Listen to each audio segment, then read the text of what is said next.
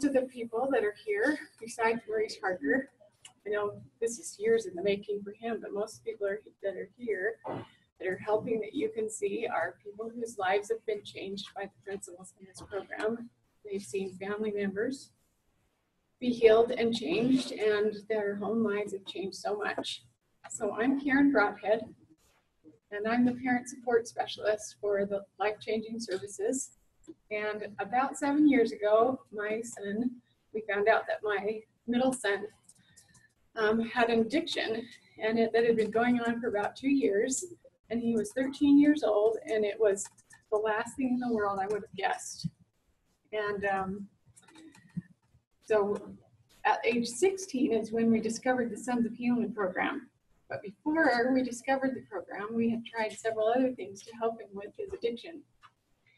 Because he is a young man that was just on it in every way, just a good boy, and just had lots of skills and talents and was really capable in so many ways. And so I just was thinking, anything, I'll do anything to help him. As a mother and as a parent, you think, that's what I'll do, whatever it takes to help this guy be successful and to figure this out for him. But the thing that we noticed was that everything we were trying just was helpful, but it wasn't the thing that was really helping him. That because something that we weren't giving enough respect to, I guess, kind of having a healthy respect for, was the power of and the influence of the adversary, and that was our enemy. And so my son, that's when things really changed for him, is when he discovered, after coming home the second time he attended a group, he came home, and with tears in his eyes, he said, Mom, I'm not the enemy. So here's this 16-year-old boy who I've never seen be emotional like that. And he's got both his hands on my shoulders, and he says, Mom, and he's trying to gain his composure, and he says, I'm not the enemy. And then he says, because he knows he's a powerful guy, because he gets great grades, and he's on athletic teams, and he's a leader, and he loves God, and he's all these things, but this one area is messy to him, and he can't figure it out. And so he said, I have an enemy, and he's afraid of me. And then he got pretty determined, and he said, and he should be. And of course I was really emotional, because I was like, I know that about you. I've always known that about you. But because of his years of trying to maintain a self-mastery in the area of his addiction, he had just been convinced in his head that he was a pathetic loser, and that he could portray himself one way on the outside, and then on the inside he was not that man. And that's a hard way to live, because we want to have who we are on the inside match who we are on the outside. And so anyway, when we found the Sons of Healing program, we were just super excited. And I thought, we're going to be done with this. We've been dealing with this for years. We're going to be done. It's going to be awesome. But I often tell people that my son, I think, wins the prize for taking the longest to graduate from the Sons of Healing program, because it took him about 3.5 years to get all the tools and to finally figure out everything he needed to figure out to say, okay, I am that man. I can do this. And so one of the things that you're going to learn today is what he learned. And it is that you have no idea how much power you have, that you're really unaware of just how powerful you can be. And unless you have a healthy respect for the adversary and what he can do and what he's up to, it's really hard to combat that.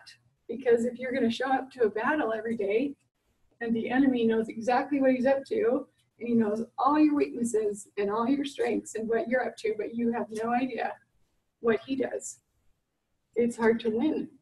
And then the other thing that you're going to learn, well, that my son learned, and it was really big, was that unless I fight and have a big why would I even fight? Why would I even care to put forth all this effort and gain all these tools and do all this stuff to make myself awesome on the inside and the outside? It was, for him, it was, I'm not going to win unless I learn to fight with the Savior and for the Savior. And so just a quick thing that I'll tell you, because he took a long time, and it was taking a long time for him to graduate. So much so that it brought me here. Asking Maurice, I was just talking to Maurice yesterday, and I said, do you remember the first time I came up to you bleeding all over inside, feeling so afraid and worried about my son and our life and the mess that this was, and that it was all my fault, just a big old terrible thing, you know? And I asked him, I need to help you so that my son, he can take as long as he wants, and I can just be doing something, that we're doing something, you know? And so that's why I'm here, is because Maurice allowed me to just help. And but one thing I noticed, that my son one day, this is what he did with fighting with and for the Savior.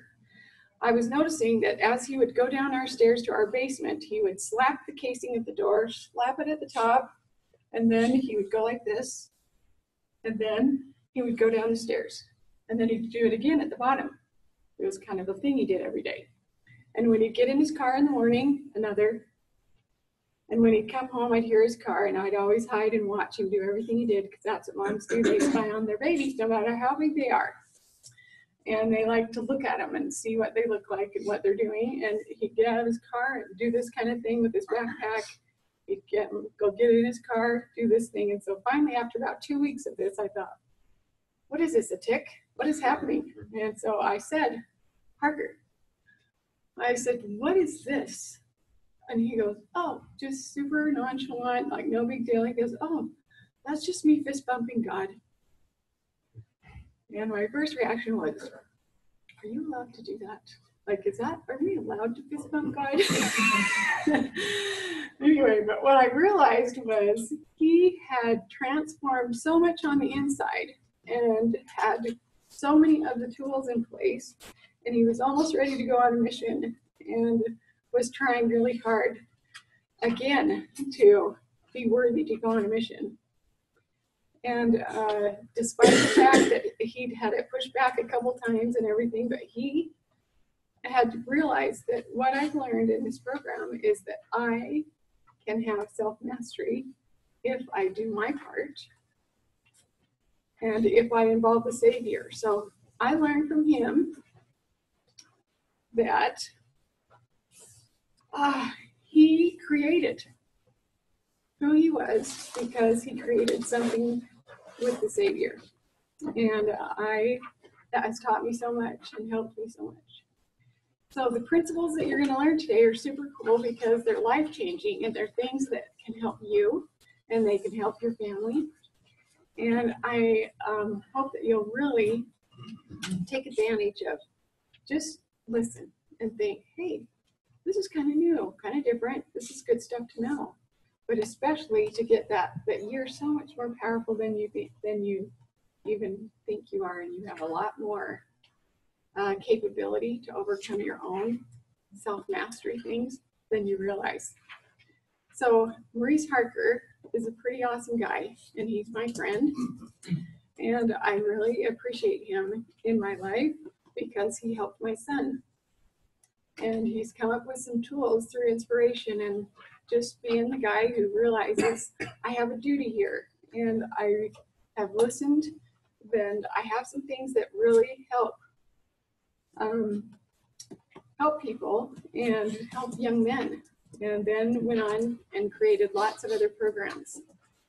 And so what I'm excited for you to learn about Maurice is that he's kind of fun and he's kind of funny, and I love the way he talks about, because the first time I said to people, I teach a class and it's about Satan. They thought, I'm not coming to that class. You know what I mean? But when Maurice talks about it, it's fun.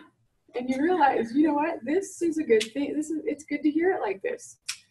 And so anyway, he's a gifted presenter and he's a good man. And I want to introduce you to Maurice Harker and welcome you today.